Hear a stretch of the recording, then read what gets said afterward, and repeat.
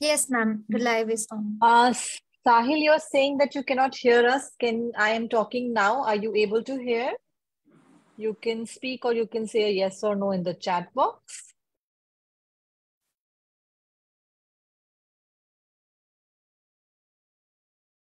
Thank you, Harita. Is it, you can see it? Yes, ma'am. Okay, there's something seems to be a problem at my end because I can't see it. Okay. All right. With no further ado, let me welcome all of you guys on a Saturday evening. Lovely, rainy. I'm speaking from Delhi, rainy Saturday evening here. And thank you so much for taking time out for this exciting second session in our series on igniting abilities. For those of you who don't already know, this is a session on how we can help make persons with disabilities become corporate ready. So the first session we had a couple of weeks ago, it was about how to initiate conversations. And as a follow-up of that session, we are going to talk about how to ask the right questions. Now, I am going to keep quiet and bring on the lovely panel that we have with all the insights and their experiences. I'm very happy to welcome Richa, who is the founder and managing director of Sarathi. She'll be wearing two hats here in this conversation where she talks about from a corporate business point of view and also her very, very close and passionate experience of working with persons with disabilities.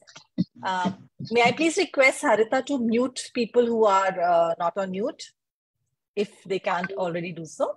And second speaker is Akshay. Very happy to welcome you again, Akshay. Akshay is a DEI and talent management consultant with DDB Mudra Group. Very fancy designation. You must explain this to us, okay? You must break it down for us. Sure. Okay. And Nitesh is our last speaker today. And Nitesh is the deputy manager, virtually looking at as the head of operations at Sarathi. Again, very versatile experience. And Nitesh is a person with vision impairment, let me add. And Akshay is a neurodivergent individual. Whatever they would like to introduce to you to their disability and their work, I welcome you all on to start the panel. So I am going to throw a question and going to come to all three of you one by one on that. And I want to start talking about what are some of your experiences / challenges, or any stories or any anecdotes pertaining to the inability to ask questions, the fact that you've had to hesitate or think whether to say this or not when it comes to your career progress, right from the time when you start a company to where you are in your employment cycle. So I'm going to throw the stage open to Akshay first. Right. Shruti, am I audible? Can you hear me fine? Yes, very much so, Akshay. All right. All right. Thank you. Hi, all. My name is Akshay Siyam. My preferred pronouns are he, him. I'm a neurodivergent individual with multiple invisible disabilities. Right. So that's out of there. So putting it out there. So basically, what Shruti asked, what are the challenges of asking questions or putting your disability out there in the workplace? The first challenge is actually a fight within yourself. It's a pushback you think that you will get from the company, because any kind of workplace is a reflection of our social reality. Our disability, our struggles have never been believed. They have been made fun of. They have been ridiculed by the crowd, right? So when we ask for accommodation in schools, in colleges, in universities, right, we have never gotten any. So when we move into workplace, we expect the same. So one of the things that actually I was very hesitant to ask for workplace accommodation, because I thought I would get the same experience that I have always been getting. It also is quite, the experience gaslights you. It questions your own experience. You wonder, I'm someone who has invisible disabilities, I have fibromyalgia, I have some other conditions. So I'm like, do I need it? Am I faking it? like, is my pain so severe? There are days when I cannot get out of the bed, but then I ask, is it that severe that I cannot turn up for work? So you start questioning yourself. So the first thing is to counter our own narratives, because the society has told us our pain is not valid. We should counter that. And the second problem that comes in my mind is the assumed pushback that I'll get from my employer, right? So even like the most interesting thing is, whenever I have asked for accommodations, my employers have been very kind, or have been accommodative. They tried their best, but the pushback for us, the threat of pushback for us is so real, because we have always been pushback historically. Whenever we ask for, like what you call a chair that is more ergonomically stable, or a table that is more like adjustable to our height, or like if you can just I'm a neurodivergent individual, so I cannot do sensory thing. This is actually a noise cancelling headphone, so I wear this in office whenever I need to go, because I can't do it, right? So I'm always thinking, do other people think I'm weird? Do other people think that I need special thing? Will I miss out on so many company activities? So we kind of, and people with disability, they have to always overcompensate themselves. They have to perform better. They have to be more jovial. They have to perform being more funny, right? Otherwise, they will always feel they have been left behind. And I would never blame disabled folks for it, because we have been indoctrinated to believe that we are a liability. Our issues are not valid. And this has been so internalized to us. These are the two things of internal work that we need to do. And the third thing that I'll end with is push. I would always, and this is something I wish I could tell myself when I joined the workforce, is ask. Always, always, like, be vulnerable. There is going to be pushback. There is no doubt. There's going to be hesitancy from the employees. There is no doubt. But the merits of it, what weighs the benefits of it, will always be better by not asking. So if you don't ask, the answer will always be no. If you ask, the answer can be anything and no. And that's the takeaway, Shruti. Thank you, Akshay. I think to very quickly encapsulate what you said, I think we are, as persons with disabilities, whether visible, invisible, I think more when it's invisible because people don't know any better, is playing into the hands of societal perceptions. And most of them are misconceived. But unfortunately, those ill-conceived perceptions have been internalized by persons with disabilities, and they are trying to constantly fight the stereotype, apart from doing all the regular work that so-called persons with abilities or non-disabled crowd is trying to do. All right, I will come to you, Nitesh, next. Let's hear you out in your experience. Thank you, ma'am. So yeah. I think if I talk about my experience, in telling the world that I'm a person with disability, or I'm a person with visual impairment, I think if I talk about my journey, when I finished my education, I was trying to get a job. But in some of the points that I was thinking that whether should I tell my employer, at phone call itself that I'm a person with disability, or should I be invited for an interview first, face-to-face interview, and then I go and show them that I'm a person with disability. I think that was the debate that was happening in my mind. And at some time I was telling that I'm a visually impaired person. And a few of the places or few of the employers, I didn't tell them that I'm a person with disability. And they interviewed me over a call, and they asked me to come to office. And when they saw me, like, no, we don't have any opening for you, but we will get back if there is any. So then I started thinking that how should I take it? Because I can hide it over a call, but when I see somebody that is absolutely visual, that I'm a person with disability, I have a visual impairment. So I think in my case, over a call, I was being little hesitant, but when I'm visiting somebody, I will have to, that will be visible itself that I'm a person with visual impairment. Yeah. So in my case, after some time, I thought, okay, let's tell them all, why to waste time, go visit and have nothing. Then I started admitting, I started, telling upfront that I'm a person with visual impairment. And because of which a lot of back and forth happened that no, we cannot give you opportunity and so. But I think after having a telephonic interview with at least 10 or so companies, I got finally opportunity in Saarthi. I came here. So I think that was in the beginning, that was really difficult. But I think at the end, the truth or the fact was that I had to at least tell people that I'm a person with disability, so that at least I don't waste my time, is what I wanted to see. Understood, Nitesh. Very interesting. So even before your employment journey, your career path has begun, the first question is whether or not to disclose your disability. And so, the debate is really whether you go up front and say, okay, let me be prepared for the first interaction by seeking an accommodation. Let's say if it's an on-the-job interview or a test, let me tell them I need a screen reader, as part of the process of hiring in the beginning with you to be able to interact with you.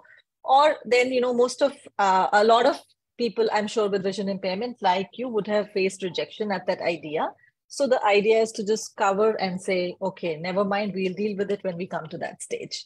Thank you, Nitesh, for sharing that. All right, Richa, you've heard our two panelists. These are not the only two people with disabilities you have dealt with. And also you run a successful business. Let us hear from you. What are your thoughts on this subject? Well, I think both the perspectives are so real. And I think this is exactly what I have experienced when I started hiring persons with disabilities.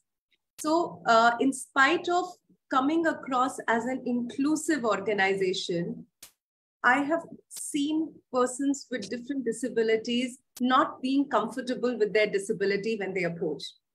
And that mostly stems from what Akshay mentioned, that you have such a perception, such a preconceived notion already with you that out of the fear of getting rejected later, most people tend to hide it. And I think the most important point, therefore, and something what Nitesh also mentioned, is the fact that you first have to get comfortable with your disability. Because only when you will get comfortable with your disability, will you start asking the right questions, right? Will you start positioning yourself the way that you are? And nobody is disputing that at the end of the day, the world that we want to see is more inclusive. The corporates that we want to see are more inclusive. And they are essentially going to hire you for your skills. They are not going to reject you for your disability.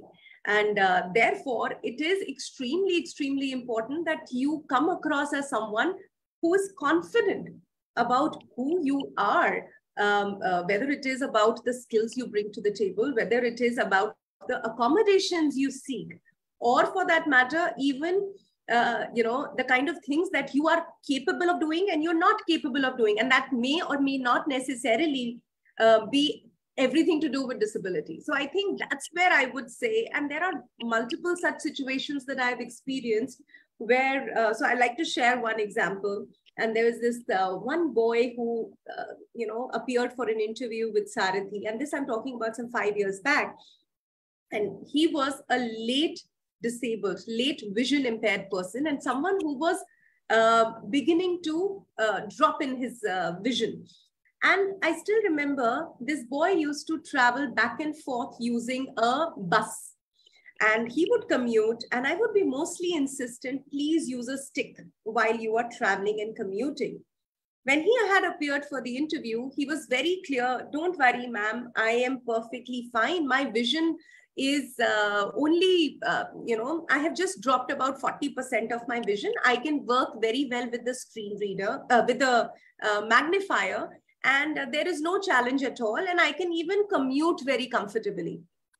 Now, there are two sets of challenges which happened with this boy.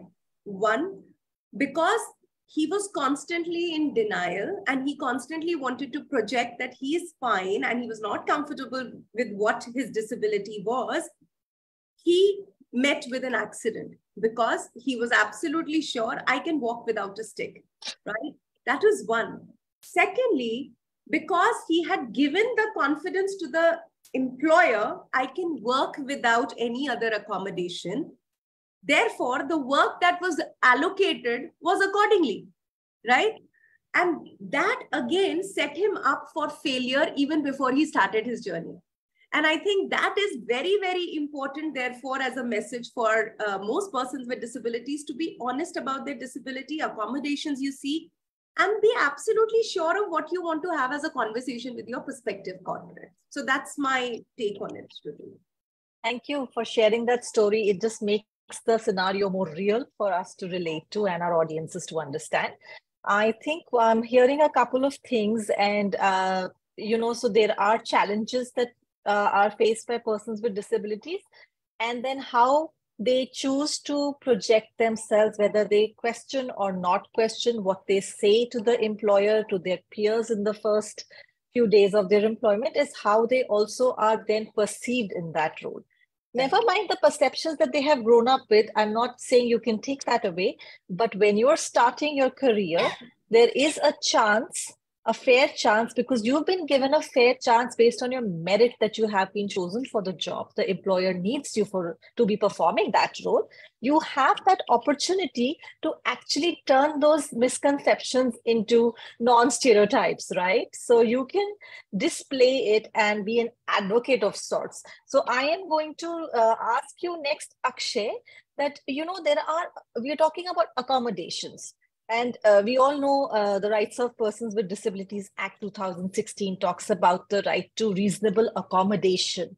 It includes infrastructural as well as digital accommodation, and it varies from disability to disability. Now, as a DEI person, I would like you to quickly give us a little recap of sorts of what these accommodations are like. How can people ask for it? What are the protocols in companies? Because most companies are recommended to have an equal opportunity policy, which also lists the reasonable accommodations. And as a person with neurodiversity, you yourself, what were some of your challenges that you had to ask for? Right. Excellent question, Shruti.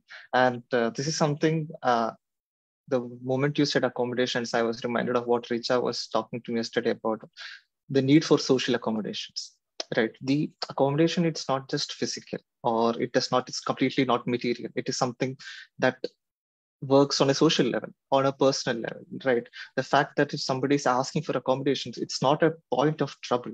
It does not mean the company will have exceedingly high cost now because they have to get a ramp, or they have to get chairs or table which are can be used for different purposes, right? So we have to decouple the financial aspects from accommodations. Only when the company assures me that no, it doesn't matter, you feel free to tell us. I'm not saying company shouldn't worry about it, but that should not be the main factor when we say, see, a table will be 20,000 rupees. That is not going to work. So I've heard that rhetoric so many times. I'm just like, okay, am I going to be pulling, am I going to taking away from the bottom line of the company by asking accommodation, right? So the onus on asking for accommodation is always on the disabled folks. The non-disabled folks will never asked us, hey, what do you need? What can we do better? It's always us to raise our voice, right? It is activism. It is tiring. It is labor to always raise our voice. So I want an employer to one day come up to me, hey, I read that you're a neurodivergent person. Well, how can we make it better? How can we make this workplace lovelier for you? I want an employer to come to me, and it has not yet, happened. It's always, we have to do the work, and it is tiring, and it's day in, day out work, right? So I'm also a little iffy about the word accommodation. It's like, you don't need to accommodate, you need to integrate. You need to, I need to feel like you're not doing anything paternalistic or, something so benign. You are so magnanimous. You're accommodating me. I don't need that paternalism. My idea should be like, you should talk to me in language of integration.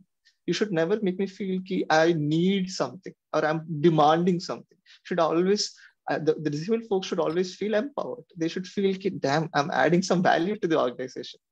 Nice, I'm giving a unique skill set that nobody in this organization is bringing. And for that, the company is ready to invest in. I want the investment tendency in corporates to come. They should realize we disabled folks bring a unique set of skills. innovative ideas, different perspective, the different lived experiences, which makes us a unique, experienced employee.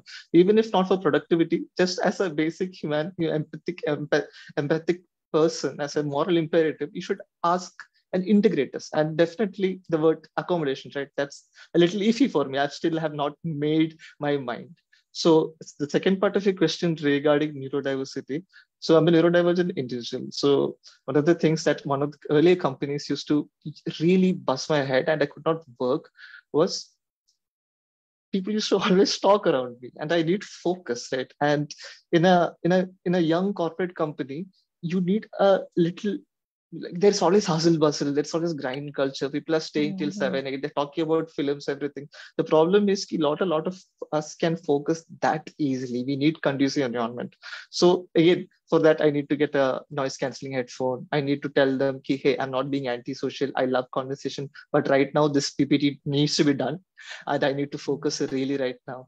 One of the things that's jarring for us is light sensory input in anything. Noise is sensory input.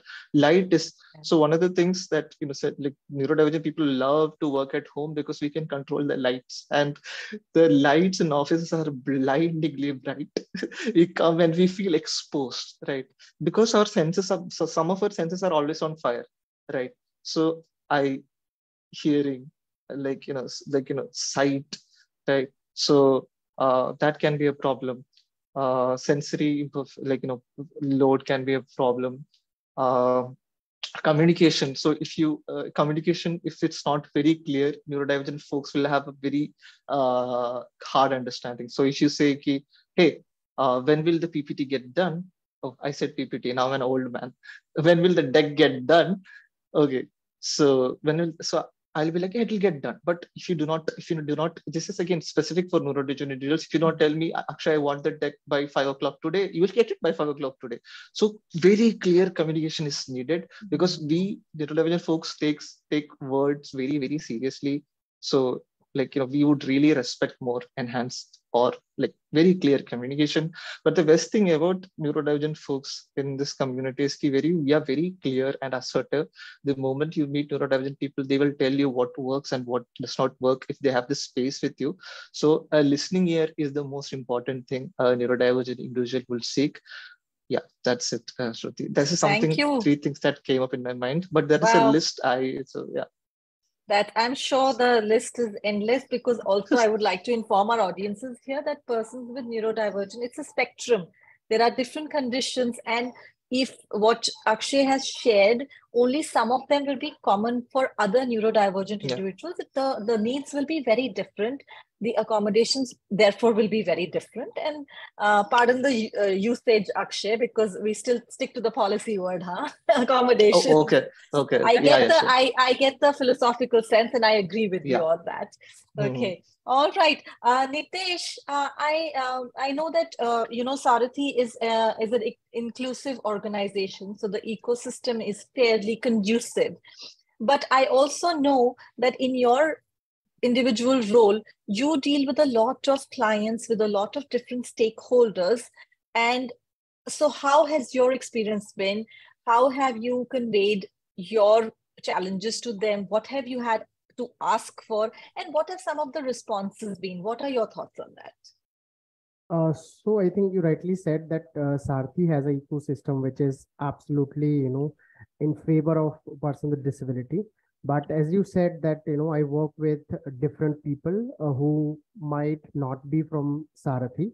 So generally what happens is that whenever I'm, getting introduced to a new client or to a new person, I'll try and understand his, work and all, whatever, as a human being, how he is, and a lot of things. And I think over the course of time, when people send me screenshots, when people send me photos, I'll try and accommodate if there is, 1 or 2 or a few of the here and there with my colleagues or with software, if I can do anything. But if there is a pattern, or if there is any frequency of images or screenshots that I cannot read, I will simply have a chat with that person that, see, as you're aware, I'm a person with visual impairment.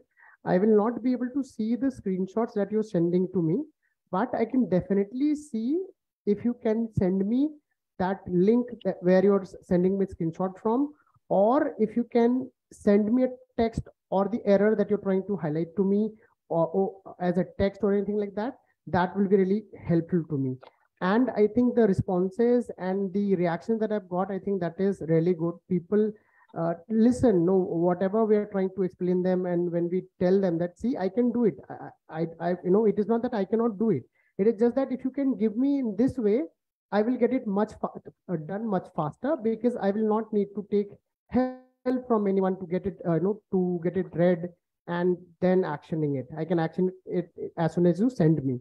So I think people people do accept very quickly. I don't see problem there, because mostly people who are engaging with me, they are or they will be soon aware that I'm a person with visual impairment. So I'm amazed to see the responses and reactions from the people.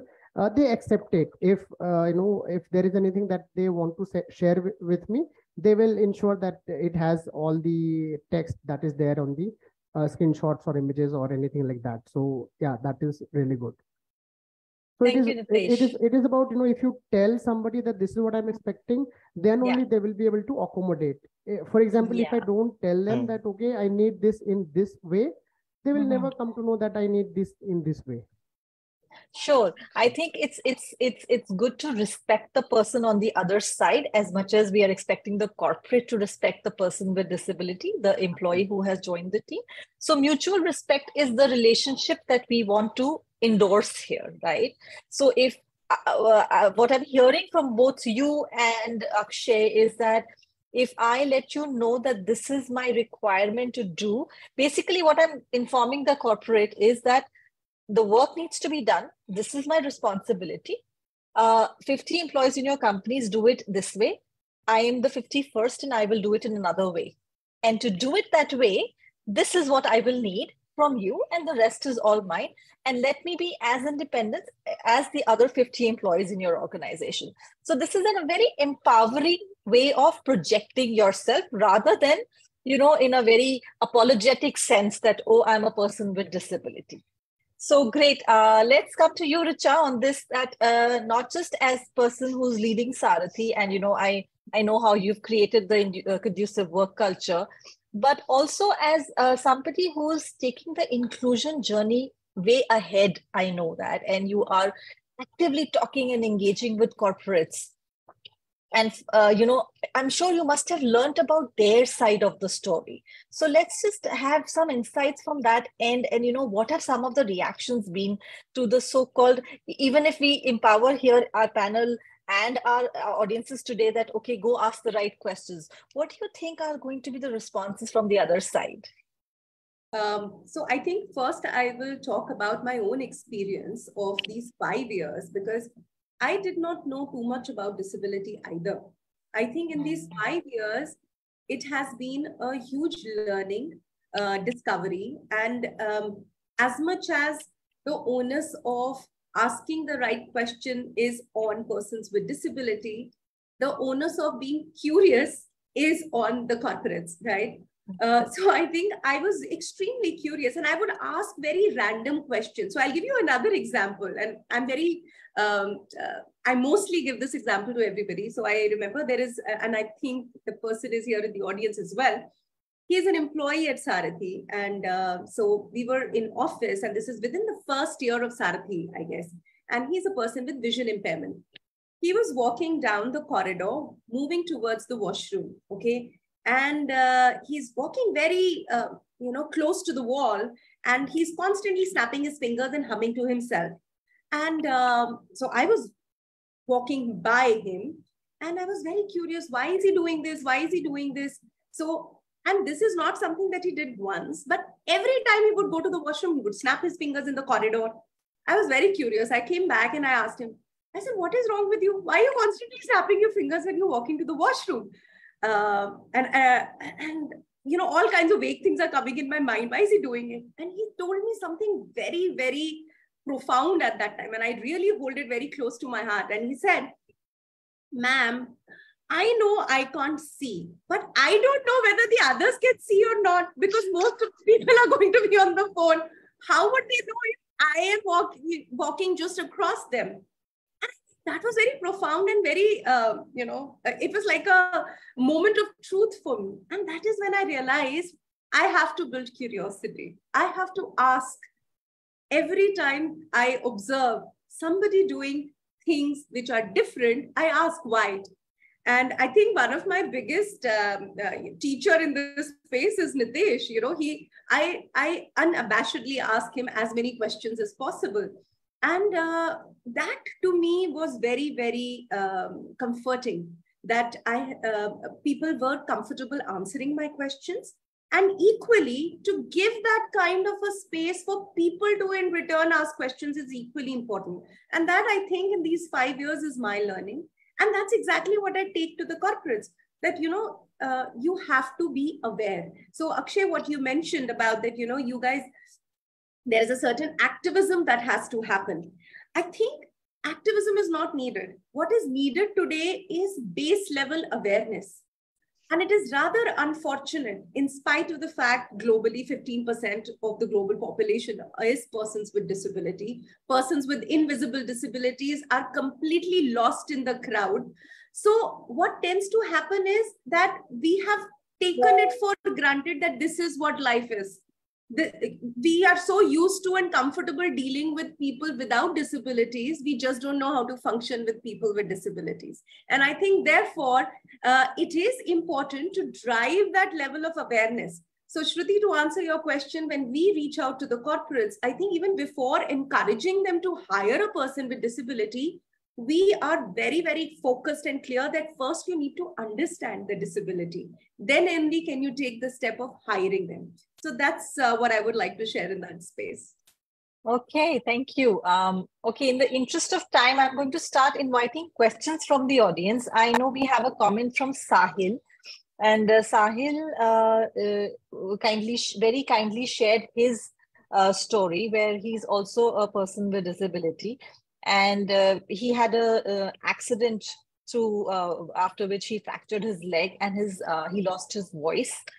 And, so it wasn't like he was speechless by birth, but he could not continue his studies after this accident. So he has very few qualifications because he's not been able to study beyond class 8. And now, but he has found some gainful employment as working as an editor who does animation design and edits photos and videos. So kudos to you, Sahil. But he was also sharing that, no one is hiring him because of his speech problem and the lack of qualification, which I think it's very similar to a lot of other persons with disabilities who face, because there is a notion, again, one of those preconceived notions are that you have to have a certain degree and a certain set of qualifications to be able to hire, compete with the rest of the mainstream crowd.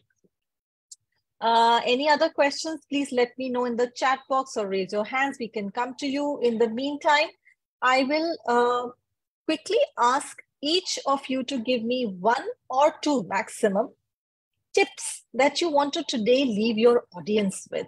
Something that's very to the point and something that you think can transform the way our audience thinks about themselves when they choose a certain career path. Something that they can benefit from. We'll start again with you, Akshay, here. Please go ahead. Right. 2 things. I'll use the complete bandwidth. So the first thing, so people with disability, because of society telling us that we are not great, we are not the best, we have ingrained that voice in our head of our parents, or it can be our relatives, or it can be our school bullies, or the first employer who was very harsh to us.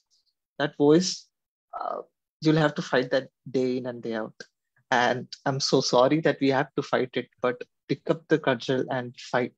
And we have to do it every single day. Trust me, the voice will get louder on some days, shriller on some days, unbearable on some days, that you're worthless, you can't do anything, that this is beyond you. But once you start talking back, it grows smaller. It loses its energy. It becomes a little more calmer every single day. Please work on it. It's something that if I wish I had that opportunity to go back and tell myself, I would tell myself, talk back. Talk back in the voice in your head. You are awesome. You are worthy. You can do as you are. You are enough. You are enough. Right. So that will be the first thing. Second thing is what you bring to the table, what you bring to the work is unique and innovative. So I know it comes from a lot of privilege, but let your employers know. That will be my advice. Let your employers know that you come from this background, you come from this perspective, so that, we don't need to hide anything from them, so that we can be vulnerable to them, so that they can, seeing so many advancements of so many organizations, I want to say, so that they can take care of us better. They really can. And vulnerability is a huge deal. It's something that comes with a lot of trust. But that's a huge task. It's not like something you need to do, but I would really urge folks applying to think about it pretty intensely. Thank you, Akshay. Very, very succinct input from you there. So I will come to you next, Nitesh. Yeah, so I think if I was to give tips, I think the topic that we are having today around the same thing, that we should not be afraid of admitting ourselves that what exactly we are and how we want to just move forward. So I think let us come forward and let us talk about it, and at least let our environment know that this is what exactly I'm looking for, and this is how I plan to do things. So I think that will help you, not only get your things done, but that will also help other people to understand you well. When they will understand you well, they will be able to, give you much better help and support, and they will be able to much better, take you into their ecosystems. So I think that is only one thing that I can say. Thank you, Nitesh. I think what I'm hearing is ask because you're doing this as a service to educate another. Beautiful. Okay, Richa, your thoughts. So I think my thoughts will be fairly in sync with the answer that I want to articulate for Sahil here. I think there are a lot of people who struggle with late disability, and life changes completely. And more than anything else, everything that Nitesh and Akshay also mentioned, be absolutely brutally pompous about what you are capable of doing. Yeah. I see no reason why you cannot start talking about what you can do instead of talking about your disability. Definitely, disability is also a by the way, in my opinion, because at the end of the day, what you are offering to the corporate is the skill set you bring to the table. So in your case, Sahil, you're saying that you've worked as, in the graphic space, you have worked in that area. Clearly, you know what you need to do. That doesn't necessarily need you to talk. That is an output of what you're capable of doing as a skill set. So I'm saying that the corporates, not 100% corporates are the same kinds. Yes, perhaps when I started looking for a job, and I'm talking about like 23 years back, at that time also, I faced huge amount of rejections before I found myself a job. So trust me, life is no different for anyone else either. You just have to make sure that you're not keeping disability at the top of your mind for a reason of rejection. It is entirely up to you how you want to present yourself, package yourself, project yourself. Learn the art of building a brand of yourself, learn the art of storytelling, and trust me, there is no reason why you will not get an opportunity. So that's my message as such. Yeah. Thank you, Richa. I think I'm going to tie this back into the last session where the key input was also be articulate, be communicative. Yeah. So, and the mode of communication be anything. It doesn't necessarily have to be voice or wherever, it's disability agnostic. Right. So make sure you know how to present your story.